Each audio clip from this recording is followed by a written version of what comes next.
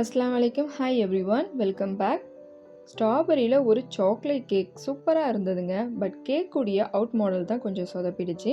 நான் என்ன மிஸ்டேக் பண்ணேன்னு சொல்லி இந்த வீடியோவில் சொல்லியிருக்கேன். ஸோ வீடியோ கொஞ்சம் கூட ஸ்கிப் பண்ணாமல் கடைசி வரைக்கும் பார்த்து என்ஜாய் பண்ணுங்கள். வாங்க ரெசிபிக்கு போயிடலாமா? பொதுவாக ஸ்ட்ராபெரி சொன்னாலே ஒரு புளிப்பு சுவை கொண்டு இருக்கும். நம்ம இதை ஒரு ஸ்வீட் தன்மைக்கு மாற்றி கேக் செய்யலாம். இப்போது நான் ஸ்ட்ராபெரி ஜாம், அதாவது ஸ்ட்ராபெரி க்ரஷ் செய்ய போகிறேன். அதுக்கு ஃபஸ்ட்டு ஒரு பேன் எடுத்துக்கோங்க. இப்போது வச்சுருக்கிற அந்த ஸ்ட்ராபெரிலாம் குட்டி குட்டியாக கட் பண்ணி நான் இந்த பேனில் போட்டு ஒரு 1/2 கப் தண்ணி ஊற்றி 1/4 கப் சர்க்கரை போட்டு நல்லா கொதிக்க வைக்க போகிறேன். சர்க்கரை நல்லா அந்த தண்ணியில் கரைஞ்சதுக்கப்புறம் இன்னும் நல்லா திக்காகும். திக்காக ஆக இதே மாதிரி ஜாம் மாதிரி அழகாக வரும். இதுதான் ஸ்ட்ராபெரி க்ரஷ். இதுக்காக நம்ம கடையில் ஸ்ட்ராபெரி க்ரஷ் வாங்கணும்னு அவசியம் இல்லை. வீட்டிலே இப்படி ஈஸியாக செஞ்சிடலாம். இதை நான் ஒரு மிக்ஸி ஜாரில் போட்டு நல்லா பிளெண்ட் பண்ணி எடுத்துக்கிறேன். இதுக்கப்புறம் நம்ம கேக்குக்கான மாவு ரெடி பண்ணிக்கலாம். கேக்குக்கான மாவு ஃபர்ஸ்ட்டு மைதா தேவைப்படுது. அதுக்கு 1/2 கப் மைதா, 1/2 கப் கொக்கோ பவுடர், அதுக்கப்புறம் 1 teaspoon baking powder, 1/4 teaspoon baking soda, அதே 1/4 டீஸ்பூன் காஃபி பவுடர், இதெல்லாம் போட்டு நல்லா சலிச்சு எடுத்துக்கிறேன். இது ஒரு 1/2 kgக்கு இந்த கேக் நான் செய்கிறேன். மாவு ரெடி பண்ணி எடுத்து வச்சாச்சு. அதுக்கப்புறம் ஒரு க்ளீன் பவுல் எடுத்துக்கோங்க. அதில் 3 முட்டையுடைய வெள்ளைக்கரு அதை மட்டும் ஃபஸ்ட்டு நீங்கள் பீட் பண்ணிக்கோங்க. அதில் 1 கப் பவுடர் பண்ண சர்க்கரையை கொஞ்சம் கொஞ்சமாக போட்டு நல்லா பீட் பண்ணிக்கோங்க.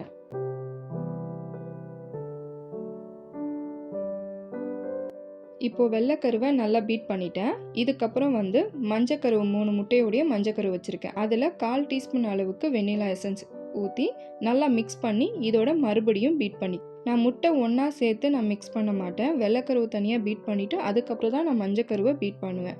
நீங்கள் இதே மாதிரி வெள்ளைக்கருவு தனியாகவும் மஞ்சக்கருவு தனியாகவும் பீட் பண்ணாலும் ஓகே, ரெண்டும் சேர்த்து பீட் பண்ணாலும் ஓகே தான்.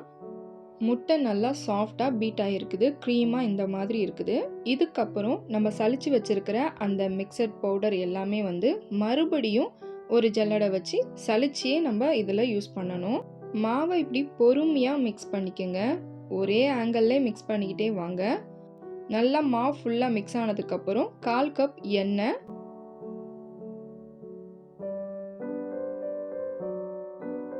இப்போ ஒரு 1/4 கப் பால் சேர்த்துக்கிறேன். ஃபஸ்ட்டு 1/4 கப் நம்ம எண்ணெய் சேர்த்தோம்ல, அதுக்கப்புறம் அதே கப் அளவுக்கே பால் 1/4 கப் சேர்த்துக்கிறேன். சாக்லேட் கேக்குடைய பேட்டர் ரெடி ஆகிடுச்சு. இப்படி நல்லா சாஃப்டாக இப்படி இருக்கணும் மாவு, இதான் பதம். இப்போ நான் ஒரு கேக் டின்னில் பட்டர் ஷீட் வச்சுருக்கிறேன். அதில் இந்த மாவை ஊற்றி, நான் எப்பவும் போல் இட்லி குக்கரில் தான் வைப்பேன். அதே மாதிரி நான் இட்லி குக்கரில் வச்சுருக்கிறேன். ஒரு 45 மினிட்ஸ் இருந்தாலே போதும். கேக் சூப்பராக பேக் ஆகி வந்திருக்கு. பாருங்கள் எவ்வளோ சூப்பராக சாஃப்டாக கேக் வந்திருக்குன்னு. ஸ்ட்ராபெரி கேக்குன்றதால அதுக்கு மேலே ஒரு டெக்கரேஷன் பண்ணுறதுக்காக நான் இந்த மாதிரி செஞ்சுருக்கிறேன். இது ஆப்ஷனல் தான், உங்களுக்கு ஓகேனா இந்த மாதிரி நீங்களும் செய்யலாம். ஸ்ட்ராபெரியை இந்த மாதிரி ஒயிட் சாக்லேட்லேயும் அதுக்கப்புறம் சாக்லேட்லேயும் நான் இந்த மாதிரி அழகாக செஞ்சுருக்கிறேன். இந்த சாக்லேட்டோட அந்த ஸ்ட்ராபெரி கடிச்சு சாப்பிடும்போது ரொம்ப சூப்பராக இருந்தது. அதனால தான் நான் இந்த மாதிரி பண்ணேன், மேலே டெக்கரேஷன் வைக்கிறதுக்கு தான். இப்போது கேக்கை நான் 3 லேயராக நான் கட் பண்ணியிருக்கிறேன். ஸ்ட்ராபெரி க்ரஷும் நான் ரெடி பண்ணி எடுத்து வச்சுருக்கிறேன். ஃபர்ஸ்ட் லேயருக்கு செரி சுகர் சிரப் இருக்குல்ல, அதை நான் அப்ளை பண்ணிக்கிறேன். அதுக்கப்புறம் சாக்லேட்டை மெல்ட் பண்ணி வச்சுருக்கல, அது கூட நான் விப்பிங் க்ரீம் இதோடு சேர்த்து மிக்ஸ் பண்ணிக்கிறேன். சாக்லேட் க்ரீம் ஃபஸ்ட்டு அப்ளை பண்ணிவிட்டு அதுக்கப்புறம் சாதா விப்பிங் க்ரீமை நம்ம மேலே அப்ளை பண்ணிட்டா சாப்பிடும் போது இன்னும் நல்லாயிருக்கும்.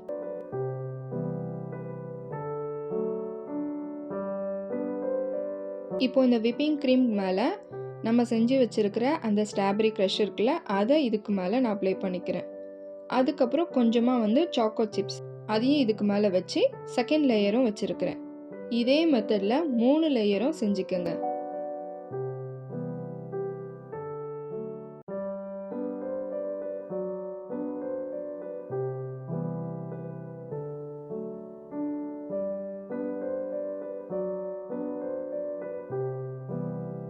மூணு லேயர்லேயும் நான் க்ரீம் அப்ளை பண்ணி சூப்பராக கேக்கை ஃபினிஷ் பண்ணிட்டேன். இதை நான் ஃப்ரிட்ஜில் ஒரு 1/2 hour 1 hour வச்சதுக்கப்புறம் அதுக்கு மேலே டிசைன் பண்ணலான்னு சொல்லிட்டு நான் ஸ்ட்ராபெரி க்ரஷ் அப்படியே நான் மேலே அப்ளை பண்ணிட்டேன். நான் செஞ்ச தப்பை நீங்கள் பண்ணாதீங்க. இது பண்ணதால ஒரு மாதிரி மெல்ட் ஆயிடுச்சு. அதுக்கு மேல சரி நான் சாக்லேட் அப்ளை பண்ணேன். இன்னும் நெறைய மெல்ட் ஆயிடுச்சு. ஸோ நான் பண்ண தப்ப நீங்க பண்ணிடாதீங்க. உங்களுக்கு என்ன மாரி டிசைன் ஓகேவோ அந்த மெத்தட்ல நீங்க செஞ்சுக்கங்க. ஸோ நான் டிசைன வந்து வேற மாதிரி மாத்தலான்னு சொல்லிட்டு OHP ஷீட்ல வந்து சாக்லேட்ட மெல்ட் பண்ணியிருக்கிறேன். அத அப்ளை பண்ணி உங்ககிட்ட ஃபோர்க் இருந்துச்சுன்னா, இந்த மாரி நீட்டா கோடு போட்டுக்குங்க. போட்டுட்டு ஒரு குட்டியான ஏதாவது ஒரு டப்பி இருந்துச்சுன்னா, அந்த OHP ஷீட்ட ரவுண்ட் பண்ணி உள்ள வச்சுருங்க. ஒரு 1/2 அன் ஹவர் இருந்தா போதும் ஃப்ரிட்ஜில. வெளிய எடுத்தீங்கன்னா, அந்த OHP ஷீட்லேருந்து அந்த சாக்லேட் லேயர் லேயரா அழகா உங்களுக்கு கட் ஆகி வரும். நீங்க கேக்குக்கு மேல இது ஒரு டெக்கரேஷனா நீங்க யூஸ் பண்ணிக்கலாம். ஸோ நான் பண்ண மிஸ்டேக்க அத சேஞ்ச் பண்றதுக்காக நான் இப்படி பண்ணிட்டேன்.